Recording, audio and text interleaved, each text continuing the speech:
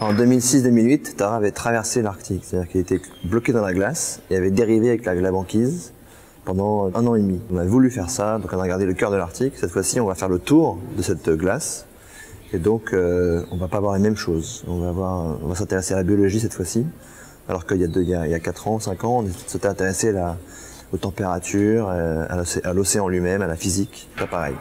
C'est un petit, mais c'était une goélette polaire, elle est unique. Elle est toute ronde et il n'y a pas d'autres bateaux comme celui-là. Elle a 22 ou 23 ans.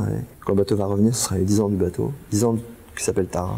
Et elle est formidable parce qu'elle est très versatile, c'est-à-dire qu'on peut l'adapter à chaque mission. On arrive à mettre des laboratoires à l'intérieur, sur le pont. Parfois on met un sauna sur le pont quand on va en Arctique pour que les gens se lavent à bord. Le seul moyen de se laver, c'est d'avoir un sauna. Il n'y a pas d'eau liquide à bord, il fait trop froid. On peut l'adapter chaque fois qu'on part en mission, on met des choses différentes à bord. On a fait 4 océans.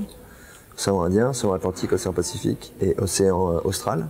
On va faire l'Arctique, qui est le 5e océan, pour étudier ce plancton là-haut aussi. Il faut savoir que la plus grosse pompe à carbone, là où il y a le plus de plancton dans la planète, c'est l'Arctique. C'est très important. C'est là que se fait le plus de protéines, les cycles sont les plus rapides.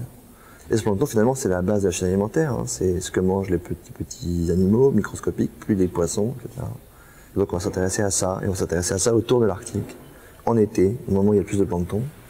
Et comprendre ça, c'est prendre le pouls finalement de la biologie en Arctique, prendre le pouls de l'écosystème, comment il fonctionne, prendre aussi le pouls de son évolution, à quelle vitesse ça va changer aujourd'hui par rapport à demain.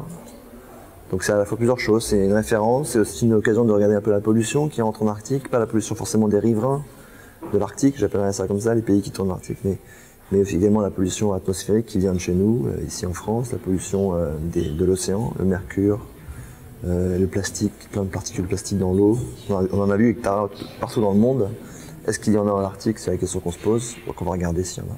Les scientifiques, c'est les scientifiques qui ont fait l'université, qui ont fait des écoles, qui ont fait une thèse et qui après font un postdoc. Il y en a beaucoup de thésards ou de postdocs qui sont venus à bord de Tara depuis 3 ans, faire leur thèse et puis profiter d'une expé comme ça, se rendre compte de ce que coûte la donnée, d'avoir une donnée scientifique sur un endroit comme ça. Quand on va à bord de Tara, on se rend compte de l'effort que ça nécessite.